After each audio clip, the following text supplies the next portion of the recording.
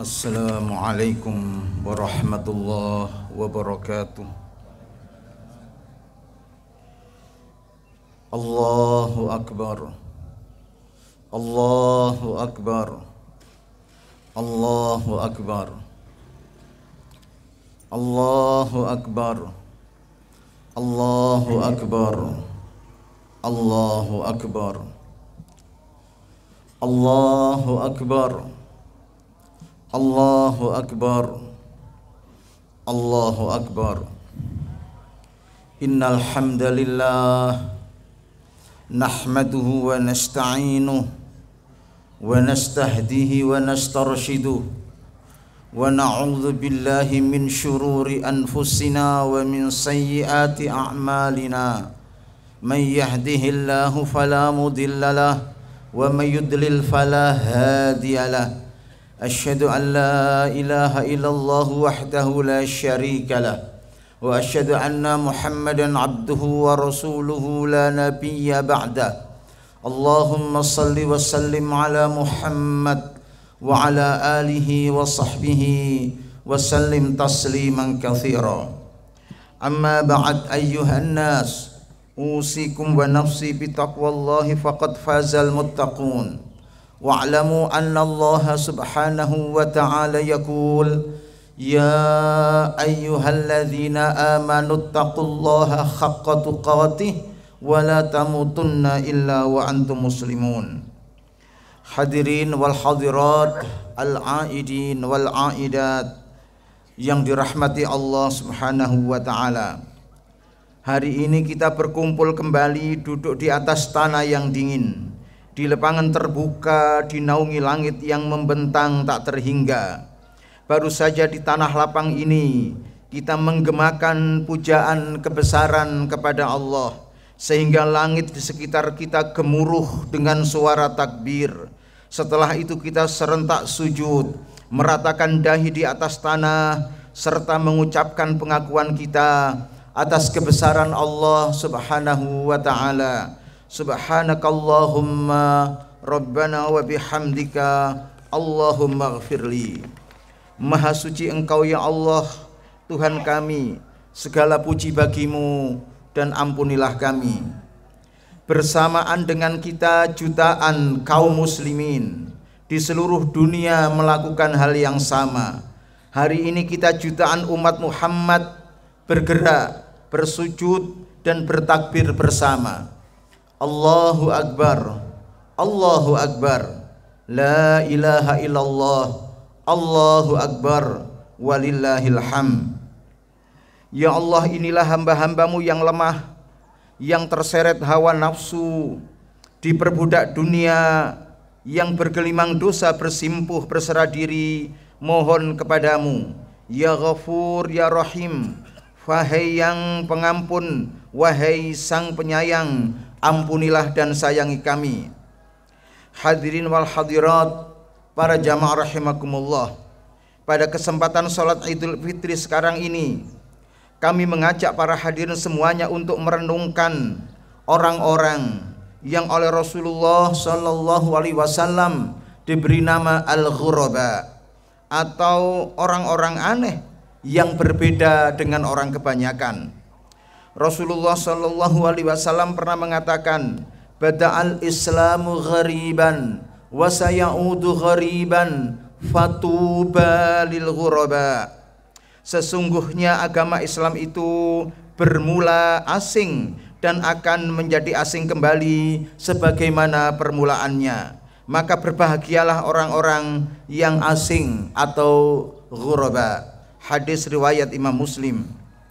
Dalam riwayat lain dikatakan bahwa Rasulullah Sallallahu Alaihi Wasallam pernah ditanya orang tentang jati diri al-ghuraba itu, atau orang-orang yang aneh itu. Kemudian beliau Sallallahu Alaihi Wasallam menyebutkan tanda-tandanya. Pertama dikatakan alladzina yuslihuna idza fasadan nas, orang-orang yang melakukan perbaikan, orang-orang yang melakukan reformasi ketika orang banyak pada rusak. Disebutkan juga dalam sebuah hadis, hum unasun solihuna qalilun fi unasin su'in katsir. Mereka adalah orang-orang soleh yang jumlahnya sedikit, hidup di tengah-tengah orang banyak yang mereka itu tidak soleh. Nah, pada hari ini di sini, di negeri ini, kita memerlukan al-ghuraba, orang-orang asing yang ingin memperbaiki masyarakat di sekitarnya. Ketika orang lain datang dan mengatakan misalnya bahwa korupsi sekarang merupakan kebudayaan, kita memerlukan orang-orang yang tabah untuk hidup tanpa melakukan korupsi sama sekali. Ketika para pejabat mengatakan bahwa korupsi adalah praktek yang sangat wajar, maka kita membutuhkan para pejabat yang memiliki integritas tinggi yang kemudian mengatakan no untuk praktek korupsi. Ketika demokrasi Pancasila berubah menjadi demokrasi liberal transaksional, di mana yang terpilih bukanlah sebaik-baik orang, melainkan selicik-licik orang, kita memerlukan orang-orang aneh, yaitu mereka yang berani dan konsisten untuk memperjuangkan dan mewujudkan cita-cita para pendiri bangsa. Ketika kepentingan rakyat diabaikan, bahkan justru kepentingan segelintir orang diprioritaskan, ketika kelompok mayoritas dikorbankan untuk memanjakan yang minoritas, kita memerlukan orang-orang aneh, yaitu mereka yang berani untuk berada pada rel yang benar. Ketika pencitraan dan gaya kehidupan palsu menjadi tren para public figure, kita butuh orang aneh, yakni mereka yang berpenampilan apa adanya, asli, orisinil, tulus dan jujur. Orang-orang ini adalah mereka yang tohirun fi nafsihi mutahhirun li ghairihi. Dialah orang-orang suci dalam dirinya dan dia juga berusaha mensucikan masyarakatnya. Pribadinya bersih dan dia berusaha membersihkan orang lain. Tingkah lakunya indah dan ia berusaha mengindahkan tingkah laku orang lain. Di tengah-tengah orang yang sudah menganggap moralitas yang rusak sebagai ciri moderasi dan demokrasi, orang-orang yang mempertahankan moralitasnya merupakan orang-orang yang dianggap aneh. Di tengah-tengah kebiasaan melanggar norma-norma yang berlaku, orang yang kehilangan, orang yang kelihatan bertahan pada norma dengan seluruh keyakinannya tentu akan dianggap aneh. Orang berlomba-lomba menumpuk kekayaan, sementara ia mempertahankan kesederhanaannya karena ingin memelihara kebersihan dirinya. Maka sering ia dianggap sebagai manusia aneh oleh orang yang ada di sekitarnya. Tapi marilah kita ingatkan kembali sabda Nabi, tuba lil ghuraba, bahagialah orang-orang yang aneh seperti itu. Kedua, Rasulullah Shallallahu Alaihi Wasallam mengatakan terkait tanda-tanda al-ghuraba atau orang-orang aneh itu, alladzina yaziduna idz naqasan nasu, orang-orang yang mengisi apa yang hilang, mereka melengkapi apa yang ganjil, mereka memenuhi apa yang kosong ketika orang lain menguranginya. Hadirin, di dalam masyarakat kita sering mencari orang yang kuat keyakinannya. Kadang-kadang kita meraba-raba siapakah orang yang patut dijadikan contoh, dijadikan teladan dalam kehidupan bermasyarakat. Al-ghuraba biasanya tampil sebagai manusia model, manusia yang bisa dicontoh karena kebersihan dan kesucian pribadinya. Di tengah-tengah berkecamuknya kemunafikan, di tengah-tengah usaha untuk menjilat ke atas dan memeras ke bawah. Kalau kita melihat ada orang yang berjalan di atas rel yang benar, yang tetap menyampaikan apa yang benar adalah benar dan apa yang salah adalah salah, tanpa memperdulikan risiko yang dihadapinya, rasanya ada semacam kekuatan di tengah-tengah kehausan bimbingan dalam diri kita. Masih ada bintang di tengah-tengah gelapnya malam. Orang itu biasanya mengisi apa yang hilang di tengah-tengah masyarakat.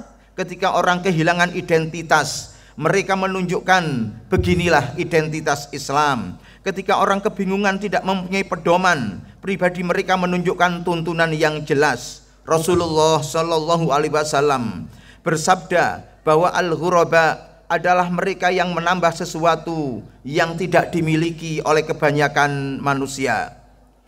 Yang ketiga, Rasulullah mengatakan alladzina yuhyuna sunnati ba'dama amatahan nas. Orang-orang yang menghidupkan sunnahku setelah orang lain mematikannya. Hadirin, ketika bid'ah menyebar di tengah-tengah masyarakat, mereka mengajak umat kembali kepada Al-Quran dan As-Sunnah. Ketika beberapa ajaran Rasulullah sudah ditinggalkan, mereka tampil kembali kepada ajaran itu. Dalam hubungan ini, saya ingin membacakan sebuah hadis yang diriwayatkan oleh Imam Abu Dawud dan Imam Tirmidzi. Sa'altu Rasulullah sallallahu alaihi wasallam an hadhil ayah. Ya ayyuhalladzina amanu alaikum anfusakum la yadurrukum man dhalla idza ihtadaitum. Yang artinya ada orang bertanya kepada Rasulullah tentang ayat yang mengatakan, hei orang-orang yang beriman, jagalah dirimu, tidak akan membahayakanmu orang yang sesat itu apabila kamu berada di dalam petunjuk. Sahabat ini bertanya karena sebagian orang menganggap bahwa kita tidak usah memperhatikan orang lain, perhatikan sajalah diri kita sendiri, tidak usah menghiraukan kemungkaran yang dilakukan orang, yang penting kita berada di dalam petunjuk, yang demikian itu tidak akan membahayakan diri kita. Menghadapi atau menjawab pertanyaan itu, Rasulullah Shallallahu Alaihi Wasallam mengatakan, balik tamiru bil ma'rufi wa tanahau 'anil munkar hatta idza ra'aita suhan muta'an wa hawan muttaba'an wa dunya mu'assaratan wa ijabu kulli dzi ra'yin bi ra'yih fa 'alaika bi khassati nafsika wa da'ankal awama wa inna min walaikum ayyamas sabr as-sabru fihinna misla qabdi 'alal jamar lil 'amili fihinna ajru 50 rajulan ya'maluna misla 'amalihi. Qultu ya Rasulullah ajru 50 minhum? Qala ajru 50 minkum. Hadirin, Rasulullah mengatakan, maka suruhlah orang-orang berbuat ma'ruf dan laranglah orang berbuat jahat, sampai engkau nanti mengalami suatu zaman ketika kebakhilan diperturutkan orang, ketika hawa nafsu diikuti orang, dan ketika dunia dilebihkan atas akhirat, dan ketika setiap orang merasa kagum dengan pendapatnya sendiri, maka peliharalah keistimewaan dirimu. Jauhilah apa yang terbiasa dilakukan orang-orang awam, sebab di belakang kamu itu akan ada zaman yang memerlukan kesabaran bagimu. Orang yang berpegang teguh kepada agamanya di zaman itu seperti orang yang memegang bara api. Orang yang beramal pada zaman itu akan diberi ganjaran seperti ganjaran 50 orang. Aku bertanya, duhai Rasulullah, apakah mereka mempunyai ganjaran 50 kali ganjaran orang di zaman mereka? Tidak. Rasulullah mengatakan mereka memperoleh ganjaran 50 kali ganjaran orang pada zaman sekarang ini. Disinilah Rasulullah menunjukkan bahwa akan datang suatu zaman ketika orang yang memegang agama dianggap aneh, dianggap ghuraba, sehingga lantaran keanehannya dia seperti memegang bara di tangannya. Bila dilepaskan bara itu padam, bila dipegang bara itu menyengat dirinya. Orang yang mempertahankan keyakinannya, orang yang ingin memelihara kebersihan pribadinya, orang yang ingin memelihara sunnah Rasulullah Sallallahu Alaihi Wasallam yang sudah lama mati, dia hidup seperti memegang bara api. Dia selalu dalam keadaan panas. Ketika kehidupannya dipasung, kebebasannya dirampas hak-haknya. Karena itu pantaslah Rasulullah Sallallahu Alaihi Wasallam mengatakan, amal orang-orang seperti itu dilipatkan ganjarannya seperti 50 orang ganjaran sahabat-sahabat Nabi. Hadirin wal hadirat, al-aidin wal aidat rahimakumullah. Islam memanggil umatnya sekarang ini untuk tampil sebagai al-ghuraba, untuk menjadi para pembaharu, para reformis, untuk menjadi orang yang memperbaiki masyarakat ketika masyarakat sudah rusak, orang yang mau memelihara kebersihan dirinya ketika kekotoran sudah dianggap sebagai kebudayaan, orang yang melengkapi yang kurang, memenuhi yang hilang, yang mau memelihara agamanya, walaupun ia harus merasa seperti memegang bara api di tangannya. Sebab walaupun sekelompok al-ghuraba ini kecil, dia akan berpengaruh besar terhadap masyarakat di sekitarnya. Kalau kelompok al-ghuraba ini sudah hilang, hilanglah sudah peluang bagi masyarakat untuk memperbaharui dirinya. Falaula kana minal quruni min qablikum ulu baqiyatin yanhauna 'anil fasadi fil ardi illa qalilan mimman anjayna minhum wattaba'al ladzina zalamu ma utrifu fihi wa kanu mujrimin wa ma kana rabbuka liyuhlikal qura bidzulmi wa ahluha muslihun. Surat Hud ayat 116. Andaikan dulu pada umat sebelum kamu ada orang-orang yang memiliki keistimewaan, yang berani mencegah umat dari kerusakan di bumi, tentu tidak akan terjadi kebinasaan pada umat yang terdahulu. Sayang hanya sedikit saja orang yang mau berbuat seperti itu, yaitu golongan yang kami selamatkan di antara mereka. Adapun orang-orang zalim hanya mengikuti orang-orang yang berbuat kemewahan di bumi, dan mereka berbuat dosa. Dan Tuhanmu tidak akan membinasakan suatu negeri dengan kezaliman, sementara di tengah-tengah masyarakat ada sekelompok orang pembaharu yang memperbaiki masyarakat itu. Hadirin, Allah tidak akan menghancurkan suatu negeri jika di negeri itu masih tampil kelompok al-ghuraba, kelompok orang yang dianggap aneh, kelompok orang yang berbeda dengan qabilahnya, kelompok orang yang membawakan keyakinan dengan bersedia memikul risiko apapun yang dihadapinya. Rasulullah Shallallahu Alaihi Wasallam mengatakan, fatuba lil ghuraba. Hadirin, pada hari yang penuh kesucian ini, kalau kita sanggup menjadi ghuraba, kalau kita tidak sanggup menjadi al-ghuraba, maka berilah kesempatan kepada orang lain untuk menjadi ghuraba. Kalau kita tidak sanggup menjadi orang yang mempertahankan keyakinan, belajarlah memberi toleransi kepada mereka yang mau menyatakan keyakinannya. Kalau kita tidak sanggup mengemukakan pendapat yang berbeda dengan kebanyakan orang, berilah kesempatan kepada orang lain untuk menyatakan pendapatnya yang berbeda. Kalau kita tidak sanggup memberi manfaat kepada orang lain, maka paling tidak kita tidak menjadi orang yang menimbulkan madarat bagi orang yang lain. Dengan demikian, al-ghuraba adalah hamba Tuhan yang bertakwa, yang padanya terhimpun 3 macam kesolehan. Soleh secara individual dengan tekun beribadah kepada Allah, memiliki tauhid yang sahih, banjir amal soleh. Juga soleh secara sosial, memiliki kepedulian yang tinggi kepada masyarakat, pro kemanusiaan, membela kepentingan mereka yang perlu dibela. Dan yang ketiga adalah soleh secara intelektual, memiliki semangat tolabul ilmi yang tinggi, mengembangkan ilmu pengetahuan, membangun peradaban, kalau perlu menemukan penemuan-penemuan baru yang bermanfaat bagi kehidupan masyarakat luas. Hadirin wal hadirat rahimakumullah, pada hari yang penuh kesucian ini, marilah kita kalkulasi sudah sejauh mana kita telah berusaha hidup bersih dan suci.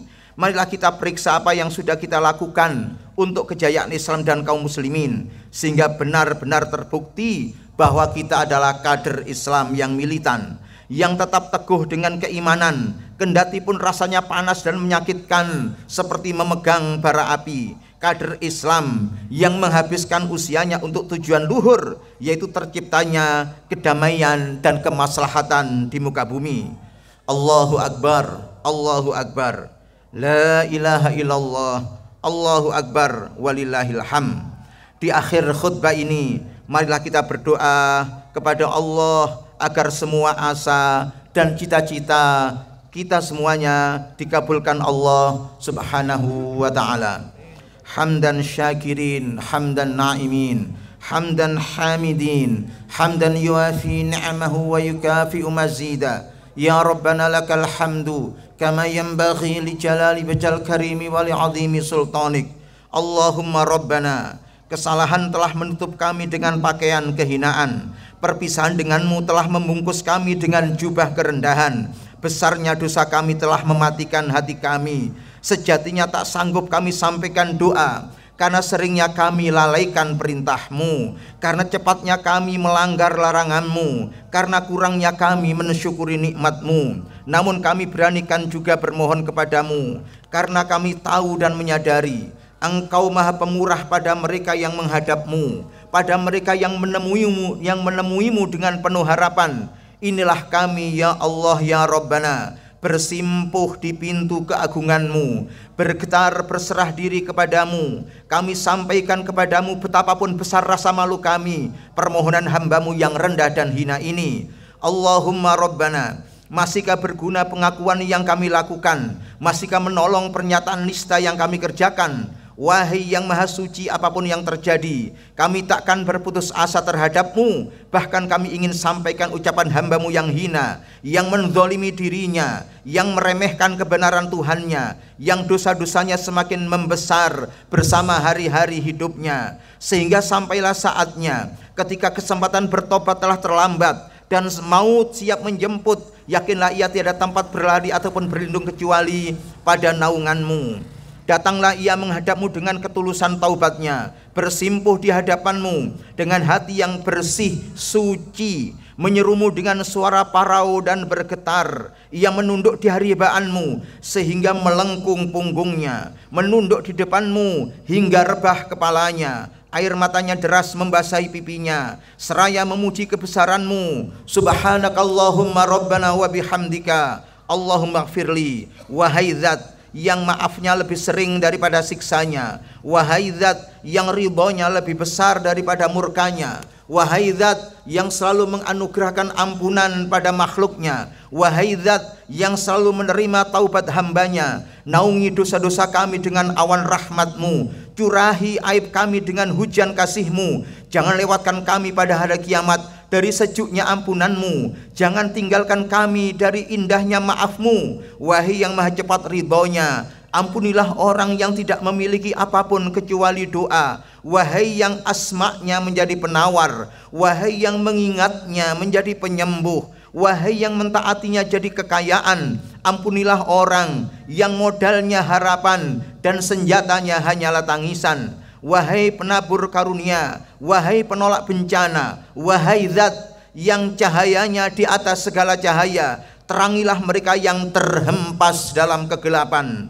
Ya Allah ya Rabbana, wahai keindahan yang menciptakan sendiri segala yang indah, wahai pencipta yang melimpahkan sendiri segala anugerah, wahai Sang Maha Pemurah yang telah menganugerahi kami negeri sangat indah dan bangsa yang menyukai keindahan. Ya Allah yang telah memberi kami kemerdekaan yang indah, demi nama-nama agung-Mu yang maha indah, demi sifat-sifat suci-Mu yang maha indah, demi ciptaan-ciptaan-Mu yang serba indah, anugerahilah kami, pemimpin-pemimpin kami, bangsa kami, kepekaan menangkap dan mensyukuri keindahan anugerah-Mu, keindahan merdeka dan kemerdekaan, keindahan hidup dan kehidupan, keindahan manusia dan kemanusiaan, keindahan kerja dan pekerjaan, keindahan sederhana dan kesederhanaan, keindahan kasih sayang dan saling menyayang, keindahan kebijaksanaan dan keadilan, keindahan malu dan tahu diri, keindahan hak dan kerendahan hati, keindahan tanggung jawab dan harga diri. Anugerahilah kami ya Allah, pemimpin-pemimpin kami dan bangsa kami, kemampuan mensyukuri nikmat-Mu dalam sikap-sikap indah yang Engkau ridhoi. Selamatkanlah jiwa kami dari noda yang mencoreng keindahan martabat kami. Pimpinlah kami, pemimpin-pemimpin kami dan bangsa kami ke jalan indah menuju cita-cita indah kemerdekaan kami. Kuatkanlah lahir batin kami untuk melawan godaan keindahan-keindahan imitasi yang menyeret diri kami dari keindahan sejati.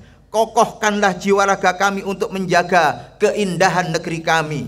Ya Malikal Mulki, wahai Tuhan yang Maha Kuasa, janganlah Engkau kuasakan kami pada penguasa-penguasa yang tidak takut kepadamu dan tak mempunyai belas kasihan kepada kami.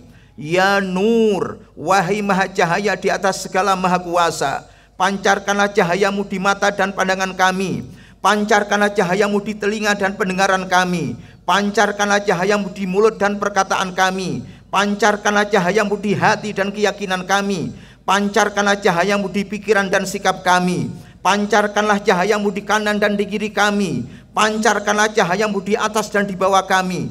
Pancarkanlah cahayamu di dalam diri kami. Pancarkanlah cahayamu, duhai Maha Cahaya, agar kami dapat menangkap keindahan anugerahmu dan mensyukurinya, menangkap keindahan kebenaran dan mengikutinya, menangkap buruknya kebatilan dan menjauhinya, menangkap keindahan kejujuran dan menyerapnya, menangkap keburukan kebohongan dan mewaspadainya. Pancarkanlah cahayamu, wahai Sang Maha Cahaya.